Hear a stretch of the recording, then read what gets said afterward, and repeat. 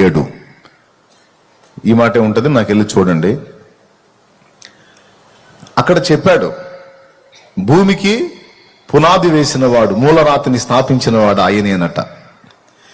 సామెతల గ్రంథం 8 కానీ మీరు ఇంటికి వెళ్ళి చూడగలిగితే, ఇక్కడ కాదు ఇంటికి వెళ్ళి జస్ట్ ఉంది రెఫరెన్స్ రాసుకోండి. జ్ఞానము అని తను తాను బయలుపరుచుకుంటూ, జ్ఞానము అని తన పేరు చెప్పుకుంటూ, సమస్తమును తండ్రి అయిన దేవుడు నిర్మించ సంకల్పించినప్పుడు ఆయన యొక్క ప్రధాన శిల్పిగా ఈయన ఉన్నాడట. కలిగినది ఏది ఆయన లేకుండా కలగలేదట. ఎవరు లేకుండా? ప్రభువు లేకుండా, యేసయ్య లేకుండా. హెబ్రీ పత్రిక 1:2 వచనాలు చెప్పేది ఏంటంటే,